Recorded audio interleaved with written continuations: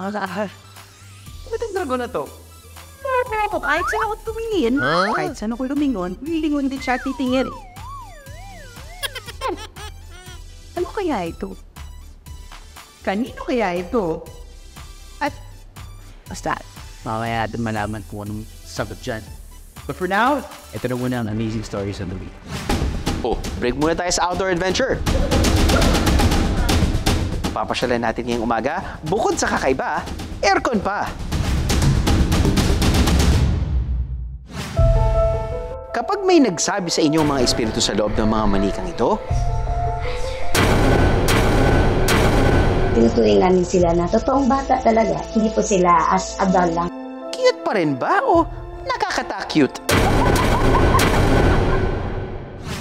Ang masaya at nakaka-challenge the memory game. Yan! Dadalhin natin sa masa. Sino kaya ang mga kakasa?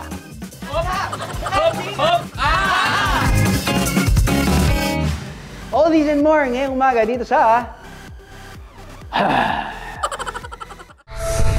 Ang mga manikang ito, alagang-alaga. At itinuturing na mga buhay na bata. Pero maniniwala ba kayo kung sasabihin ng may-ari nitong may nananahan daw ritong mga patay?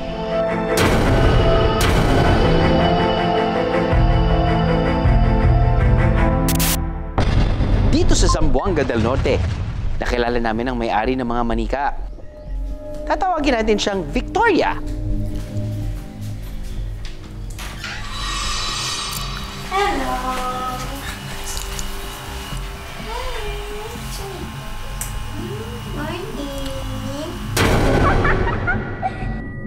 Taong 2022 daw nang mag-umpisang mangolekta si Victoria ng mga manika.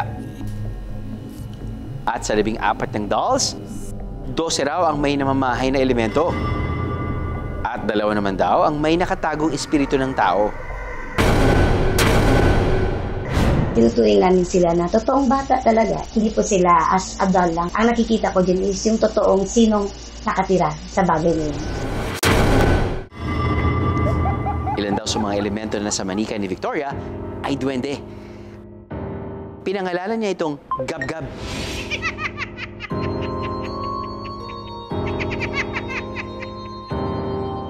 Nakikita raw niya si Gab-Gab at nakakausap sa kanyang isipan.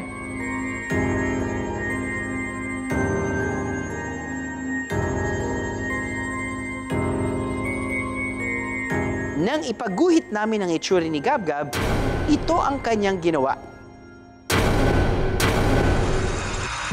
Ilan naman sa mga human spirit daw na inampon niya at inilagay sa mga manika ay isang batang nabangga at isang matanda.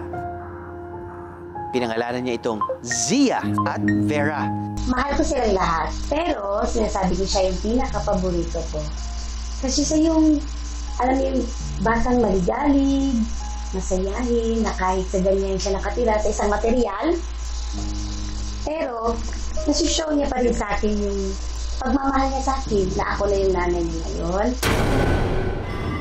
Ang tawag daw sa ganito mga manika na may nakatagong elemento o espiritu, premonitia dolls. Technically, wala sa ating vocabulary ang salitang premonitia. Saan naman kaya ito nagsimula? Sa Pilipinas, pinaniniwalaang mula sa Siquijor ang nagpasimula ng premonitia doll. Ang pinanggalingan talaga niya is galing sa mga taga-Diwata na si Nana Presley. Actually, yung bloodline lang nila ang gumagawa niyan. Technically, the term premonitia is something which is coined. Kumbaga, something na hindi talaga ginagamit in terms of the paranormal. In other cultures, they would normally refer to it as spiritual dolls. And each culture would have its own counterpart. Pandemya raw noong natuklasan at nag-umpisang aralin ni Victoria ang tungkol sa mga premonitia doll. Ang mga ginagamit niyang manika, pinaka-custom made pa niya sa Thailand. Ang paglalagay ng espiritu o elemento sa isang manika, ginagawa raw sa pamagitan ng isang ritual. Bago ito gawin, mahalaga raw munang malaman kung compatible ang gagamiting manika. Ito si Bia. Si Bia yung pinakauna kong baby. Hindi ko siya baby spirit. Diwata po siya. Pinasadya ko talaga na ipalagay siya dyan. Kasi bata pa na ako, nakasunod na siya sa akin. So binigyan ko siya ngayon ng vessel. May mga master daw na nagsasagawa ng ritual. Pero pagtagal, natuto na rin si Victoria na maglagay nito sa manika. Kadalasang baby spirits daw ang inilalagay rito. Ang manika ang nagsisilbi raw nilang vessel para makapanatili sa mundo. Hindi kami mayaman. Actually, laking hirap po kami ng mga kapatid ko. Marami kami. So, siguro iniisip ng iba na siguro kulang ako sa atensyon. Pero ayon kay Victoria, ginagawa niya raw ito dahil dito niya nararanasan kung paano maging isang ina. Sa edad na 33, wala pa rin kasi siyang sariling anak. Ang pagiging nanay, wala naman po talagang pinipili yan. Pwede ka naman maging nanay sa lahat ng bagay. Pwede ka maging nanay ng mga pet. Kahit anong klaseng pet. Pwede ka maging nanay ng mga halaman. Pwede ka maging nanay ng totoong bata. Sa akin, siguro, ito din yung binigay sa akin ng Diyos. May offering, may pinapakain talaga ako sa kanila na yung pausok. Pero hindi siya basta pausok lang kasi may nilalagyan ko siya ng mga herbs na kumbaga parang treats lang yun nila kasi yung spirit lang din ng pagkain ng kinukuha nila. Toys, pinapasyal din sila sa mall, tinuturing sila na like ginagawa ng totoong bata. Ang sayang nabibigay kay Victoria ng mga anak niya, wala raw katumbas. Is how our thoughts end up having a quasi-physical manifestation. If a person believes something so ardently, they have the capacity to make that belief truly encompass and affect their lives. Umaasa raw si Victoria na balang araw, mas maiintindihan din siya ng mga tao at tatanggapin din ng marami ang kanyang kakaibang paniniwala. Amulet po sila actually. Nagbibigay sila ng swerte kasi they are properly ritualized. Ang payo ko is huwag tayong maging judgmental. Huwag natin i-judge kasi kanya-kanya tayo ng ways on how to express. Let's always respect kung ano man yung nagbibigay sa atin ng source of comfort, companionship, support also.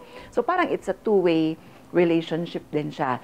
Meron kasing tinatawag na belief system or yung tinatawag na animism na ang pinaniniwalaan nila ay pwedeng maposes anumang mga bagay, mga puno, halaman. It's either pwedeng mabless or pwedeng maging cursed yung isang bagay na iyon. Pero sinasabi ko ito sa liwanag ng salita ng Diyos na nagdi-disagree ang salita ng Diyos doon sa idea na nagro-roam pa or umiikot pa yung mga namatay na mga at nagiging mga espiritu. Mga ganitong pangyayari, isa lang sa mga dahilan kung bakit nagde-develop ang tao ng kakaibang takot sa mga manika. Ang fear of dolls ay tinatawag na pediophobia. Ang karaniwang sanhi ng takot sa mga manika ay nagmumula sa kanilang blanko at makatotohanang titig. Sa Pilipinas, of course, may kinalaman ito sa konsepto ng pangkukulam. Ang tinatawag itong voodoo dolls. Kadalasan ginagamit nila mga manikang basahan. Pero naka-reinforce na rin yung mga pelikula kasi na nagde-depict ng mga manika na ginagamit sa horror films. Ano man ang pinaniniwalaan ng iba tungkol sa usapin ng premonition dolls, mananatiling bahagi ng kabataan ng marami ang mga manika.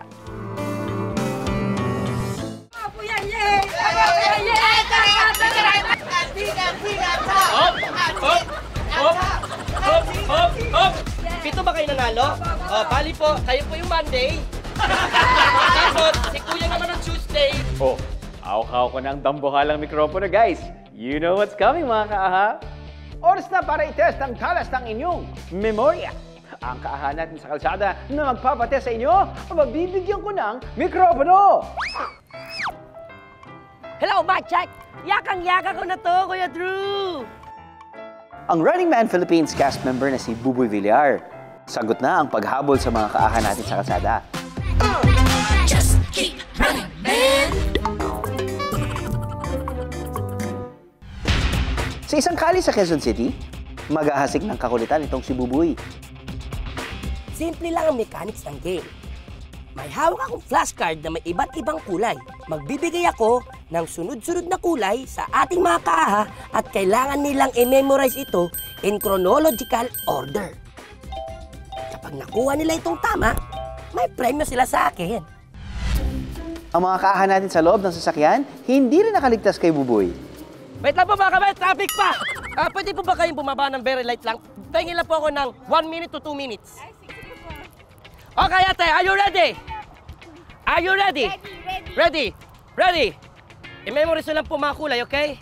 Violet, blue, yellow, green, pink. Okay, are you ready? Sabihin nyo lang po ulit lahat yun. And ready, get set, go! Violet, blue, yellow, green, pink.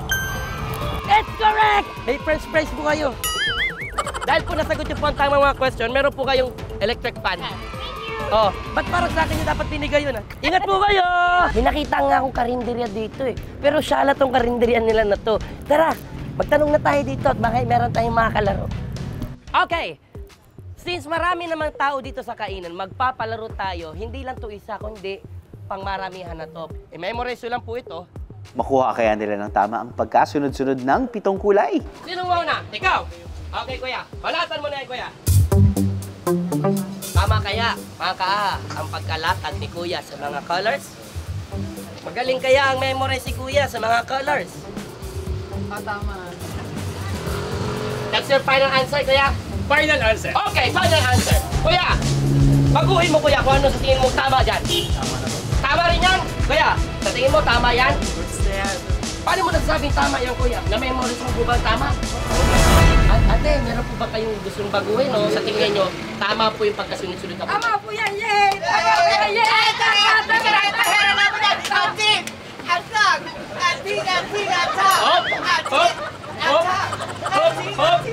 Okay, mukhang lahat naman sila, Kuya Drew, ay iisang sagot.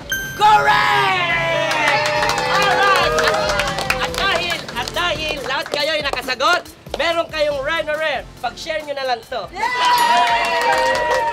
Ayan, ilan po kayo nanalo? 7. 7 ba kayo nanalo? O, bali po, kayo po yung Monday. Tapos, si Kuya naman ang Tuesday, Wednesday, Thursday, Friday, Saturday, Sunday. So, bali kompleto po tayo. Siyempre, ganun po tayo, dapat fair. Ayan. Congratulations, Ngayong Buboy, oras na para i-test naman ang iyong memory. From running man to memorizing man. Are you G? Gina G, Kuya Drew! Ang 7 kulay para kay Buboy ay purple, blue, red, pink, orange, green, and yellow. Blue, pink. Charan! Ayan, tama? Uy, ang hirap! Ang hirap nito. Parang di ko pa siya nagawa sa Running Man. Hindi ko pa nagawa sa Running Man to. Pag nagme-memorize kami, mga parang kwento, pero kulay, ang hirap. Pinagpawisan lahat ng nerves. Nag-open pores. Na-pressure ako eh. Narinig niyo na ba ang tungkol sa photographic memory? O yung sa isang tingin lang, nakakabisado na kaagad ng isang tao ang kanyang nakikita? Parang kinuna ng litrato. Wala pa raw scientific proof that it exists. Ayon sa mga scientist, ang memory natin ay parang isang jigsaw puzzle at hindi isang camera. Kapag may nakikita tayo, nagde-decide ang hippocampus and frontal cortex sa ating brain kung ano lang ang worth remembering. Ang mga information na ito ay makakalat sa iba't ibang parte ng utak natin at ma-assemble lang ulit kapag pilit na natin itong aalalahanin. Sadyang may mga tao lang na may abilidad na makaalala ng mas maraming detalye kaysa sa iba. Kung paglalaruin kayo nito, kakasarin ba kayo? Aha! Indoor fun pasyalan ngayong grabing init sa labas. Meron yan dito sa Quezon City. Ang barkadang ito, handa nang magbardagulan sa obstacle courses dito sa indoor playground. Ang matalo, bubugahan lang naman ng slime. Ngay!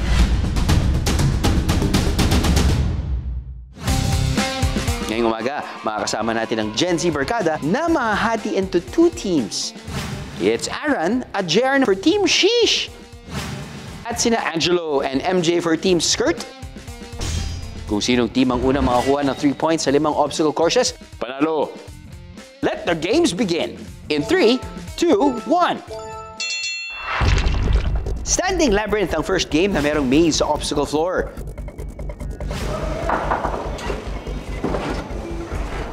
Kailangan ma-shoot ng players ang bola sa butas sa dulo ng maze. Kung sino ang mas mabilis na matatapos, may makukuha ang points. Unang sasalang ang Team Sheesh. Dadala may na. Sabi to may na. Sige, sige, sige.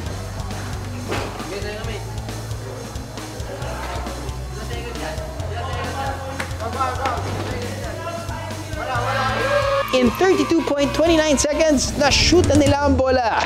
Ilang segundo naman kaya bago makashoot ang Team Skirt?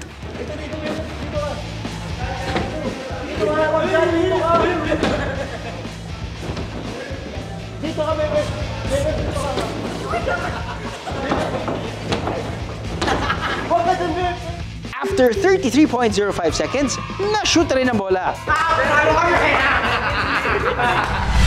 1 point goes to Team Sheesh. Ang susunod na obstacle ay Slime Catapult.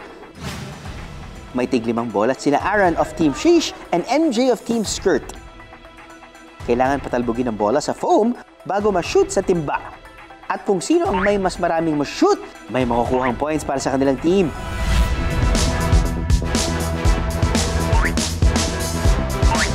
Tatlong bola ang na-shoot ng Team Sheesh. Habang naka-4 na bola naman ang Team Skirt. That means 1 point goes to Team Skirt. Sa larong ito, masusubok ang focus at estimation ng mga players sa puwersa ng pagtapon nila ng bola.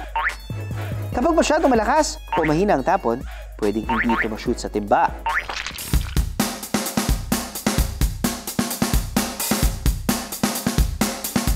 Next game naman ay Slinko.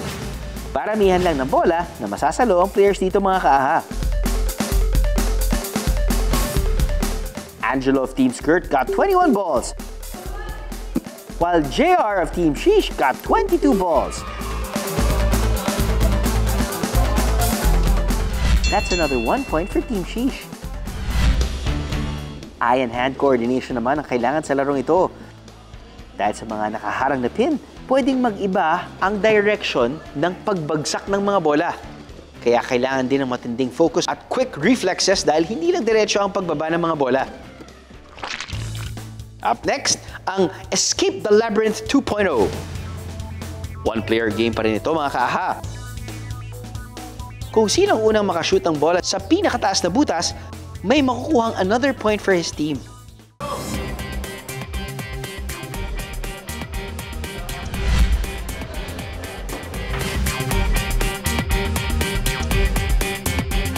Kitang-kita, panalo na naman si MJ of Team Skirt. It's a tie! Para sa tiebreaker game, pabilisang tumawid ang 2 players sa gitna ng giant hammers. Ika nga, teamwork makes the dream work. Alam nyo ba na working in teams enhances personal growth? Kapag may kasama tayong iba, na-expose tayo sa kung paano mag-isip ang ibang tao. Sa ganitong paraan, mas napalalawak ang perspective natin sa mga bagay-bagay. Pero mga kaaha, naranasan nyo na bang mapasama sa grupo na may isang miyembro na hindi nyo masyadong gustong kasama? Alam nyo ba na kahit ang ganoong bagay, makatutulong pa rin sa atin? Kapag nakakaramdam tayo ng discomfort o kapag feeling natin na sa labas tayo ng ating comfort zone, well, that's when we learn to adapt, learn, and evolve. Now, let's go back to the game. Sino kaya ang mauuna sa pagtawid?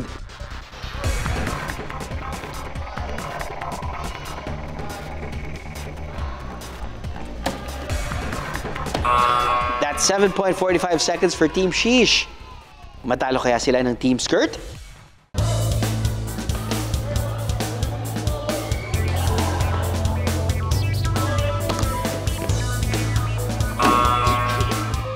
.19 seconds for Team Skirt. At dahil dyan, Team Sheesh for the win with a final score of 3 points.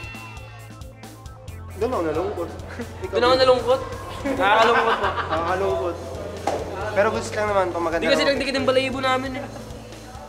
Parang kasalanan ko pa. Asus! Tama na ang sisihan. Oras na para maligo!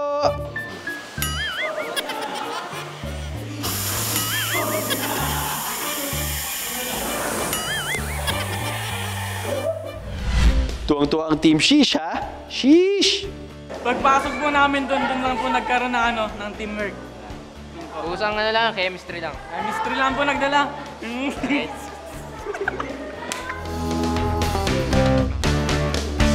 Finally, nahanap na natin kung sino ang gumawa nitong dragon na to, na kung saan ako tumingin, titingin din. Kung saan ako pupunta, parang pupunta din yung kanyang eyeballs. Guys, meet Kuya Jed. Kuya Jed? Kumusta, Dara? Kumusta? Good morning, mga ka-akat. What you can see now is a dragon optical illusion, okay? Hindi naman talaga gumagalaw yung ulo nito. Steady lang siya. It's just a matter na cut out niya. Yung ulo niya is a hollow. And dahil sa pagtupi, sa different way ng magtupi ng ulo ng dragon, kaya nagmumukha siyang gumagalaw kahit saan ka pumunta. At parang sumusunod din yung eyeball niya kung saan ka, kapag tinitingnan mo siya, yun din yung nagiging optical illusion. Tama. So kahit anong side yan, side by side or up and down, kahit saan to pumunta, susundan niya ng tingin yung inisip kung sino ito bibigyan. O ano? You want more? Bah, Kuya Jed will give you more. Pero next week lang yan.